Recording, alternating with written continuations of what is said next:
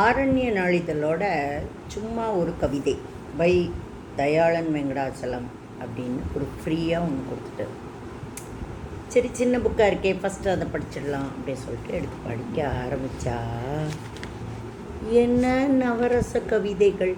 ஜென்ரலாக நம்ம எந்த மூடில் இருக்கோமோ அதை பொறுத்து ஒரு பாட்டு கேட்போம் இல்லையா. ஆனால் இந்த புக்கில் பார்த்தீங்கன்னா ஒரு ஒரு கவிதையும் ஒரு ஒரு மூடை நம்மளை உணர்வுகளை தூண்டி விடுறதா இருக்குது. ஃபஸ்ட்டு ஒரு கவிதை எழுதியிருக்கார், அது பூரா பார்த்தீங்கன்னா அப்படியே லவ் பண்ணாதவாளும் பண்ணிடுவாள், அப்படியே காதல் சொட்டுறது. சரியா? சரி, அதுக்கப்புறம் அப்படி போகிறது. சரி, அவர் ஃபுல்லாக காதலை பற்றியே எழுதியிருக்காரு. ஏதாவது காதலியை பற்றியோ மனைவியை பற்றியோ தான் எழுதியிருக்கேன்னா இல்லை, இட்ஸ் அப்ளிகபிள் டு அம்மா ஆல்சோ. அவ்வளோ அழகாக எழுதியிருக்கார் அந்த கவிதை. அடுத்தாப்பில் இன்னொரு கவிதை எழுதியிருக்கார், என்னென்னா நான் கவிஞன் அல்ல அப்படின்னு. அதாவது ஒருத்தன் கடவுள் இல்லை கடவுள் இல்லைன்னு சொல்லிட்டு அலைவானோ. அவனுக்கு ஒரு குழந்தை பிறந்தது. அந்த குழந்தைக்கு கடவுள் இல்லைன்னு பேர் வச்சான். ஏன்னா உலகமே கடவுள் இல்லை கடவுள் இல்லைன்னு சொல்லணும்னு. ஆனால் அவனை ஷார்ட்டாக எல்லாருமே அந்த குழந்தைய கடவுள் கடவுள் அப்படின்னு கூப்பிட ஆரம்பிச்சிட்டான். அது மாதிரி இவர் பூரா கடவுள் இல்லை கடவுள், நான் கவிஞன் இல்லை நான் கவிஞன் இல்லைன்னு ஒரு கவிதை எழுதியிருக்கார். ஆனால் அதுலேயே இவர் ஒரு பெர்ஃபெக்ட் கவிஞன்கிறத காட்டியிருக்கார். அடுத்தாப்பில் அழகான நீளமே ஆழக்கடலுமே அப்படின்னு ஒரு கவிதை. அது என்னன்னு கேட்டேன்னா பூரா ஸ்ருங்காரம், அப்படியே நவரசத்தில் உள்ள ஸ்ருங்காரத்தை சொல்லியிருக்கார். அடுத்து பேரம்ங்கிற கவிதையில் சொல்லியிருக்கார் நெத்தி அடி. நிஜமாகவே என்னன்னு கேட்டேன்னா, நம்ம ரோட்டில் வயசானவா உட்காந்து விற்கிறவாழ்கிட்ட தான் போய் 5 ரூபா பேரம் பேசுவோம். எங்கேயோ ஏசியில் போய் உள்ளே போய் சரவண பவனில் சாப்பிட்டுட்டு வந்தோம்னா அவன் 60 கேட்டதை 600 கொடுத்துட்டு வருவோம். ஜிஎஸ்டி கூட ஏன் போட்டான்னு கேட்க மாட்டோம். நம்மளுக்கு அறிவு அவ்வளோதான் அப்படிங்கிறது நெத்தியடியாக இப்போ சொல்லியிருக்காரு. எடுத்தாப்புல இது மொத்தத்தில் என்னன்னு பார்த்தீங்கன்னா, இவர் எழுதியிருக்கிறது எல்லாமே அதாவது ஒரு அன்புங்கிறது எதுலலாம் இருக்குது, நத்திங் மெட்டீரியலிஸ்டிக் இல்லையா. அது ரொம்ப அழகாக சொல்லியிருக்கார்.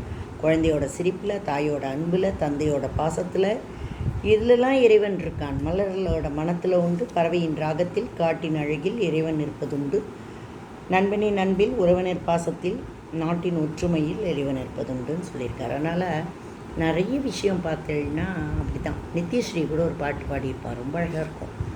அது மாதிரி அதை ஞாபகப்படுத்தினது இந்த இது. சரியா? எல்லாம் இன்பமயம்னு நித்யஸ்ரீ பாடியிருப்பாங்க. யூடியூப்பில் போய் கேளுங்கோ, ரொம்ப நல்லா பாடியிருப்பாள். இதே தான் சொல்லியிருப்பாள். அதனால் வெறும் பைசாங்கிறது வாழ்க்கை கிடையாது, மோர் தென்.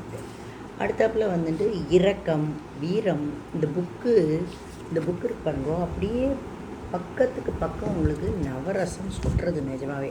அதனால தான் அது யூடியூப் ஷார்ட்ஸாகவே போட்டு அது அங்கே கொடுத்துடலான் இருக்கேன். அடுத்தாப்பில் ஒரு நிறைய விஷயங்கள் சொல்லியிருக்காரு இதில்.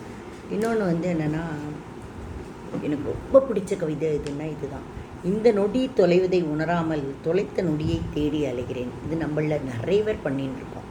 என்னென்னுங்கன்னா, ஐயோ அப்போ அப்படி பண்ணியிருக்கலாமோ இப்போ இப்படி பண்ணியிருக்கோம். வேண்டாம், இந்த நொடியை என்ஜாய் பண்ணுவோம்.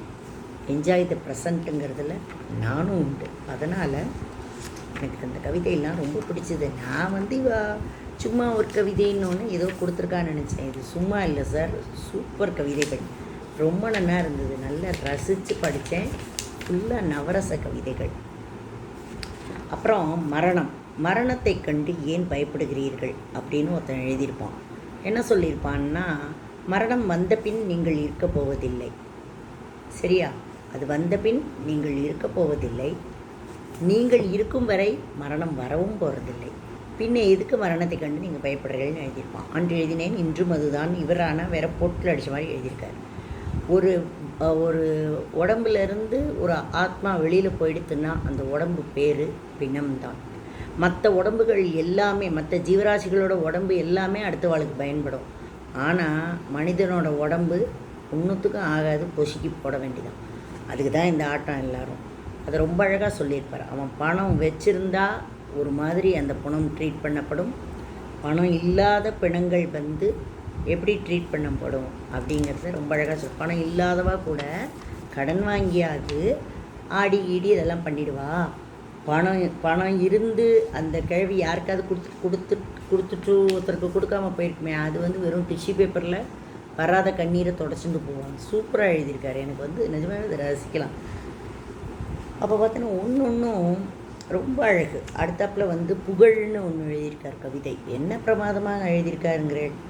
புகழுங்கிறது வந்து ஒரு பலூன், ஒரு தேன்கூடு, ஒரு மரம், ஒரு ஆறு, ஒரு மழை, ஒரு தீ, பஞ்சபூதத்தையும் சொல்லிட்டார். இதெல்லாம் வரும் புகழ்ச்சி. இது வந்து பார்த்தேன்னா எல்லாம் வந்து இதெல்லாம் வந்து ஒரு வெப்பம். இதை வந்து கையாள நமக்கு பக்குவம் வேணும். புகழ் வந்தோன்னு வையின்னு பறந்தோம்னா பலூன் உடஞ்சோன்னு கீழே விழுவோம். ஒருத்தரும் இருக்க மாட்டான், வேடிக்கை பார்த்துட்டு போயிடுவான். அதனால் நிதானமாக இருக்கும் அப்படிங்கிறத ரொம்ப அழகாக சொல்லியிருக்காரு. இதில் ஒன்று பாடம்ங்கிறேன், ரொம்ப அருமையாக சொல்லியிருக்காரு. அம்மாக்களோட கையில் உள்ள வளையலை கடைசியில் ஒருத்தன் விட்டுட்டு போனானோ, அது எதுக்குன்னா அந்த முதியோர் இல்லத்தோட ஃபீஸே அதுதான். அது அந்த அம்மாக்கே தெரியாது. அப்படியே விட்டுட்டு போக வேண்டியதானே, அவ்வளோதான். இப்போது அலெக்ஸாவை பற்றி சொல்லியிருக்காரு. அலெக்ஸா வந்து எதையும் தீர்மானிக்காது. நானும் அலெக்ஸா கேட்பேன், அது எதையோ சொன்னால் எதுவோ பாடும். ஆனால் சில சமயம் எதையோ பாடுறது கூட ஒரு நல்ல பாட்டு கிடைக்கும். அதுதான் அலெக்ஸாவோட உண்மையான கதி. அதனால் அலெக்ஸா தான் நான் கேட்டுருக்கேன். ஆனால் அது ஒன்றும் கரெக்டாலாம் இருக்காது, சும்மா அதெல்லாம் எதுவும் இல்லை. மொத்தத்தில் எக்ஸலண்ட் புக்கு இது. இதை வந்து ஃப்ரீயாக கொடுக்க வேண்டிய புக்கே இல்லை. எங்கே கிடைச்சாலும் வாங்கி படிங்க. அருமையான தொகுப்பு, எக்ஸலண்ட்.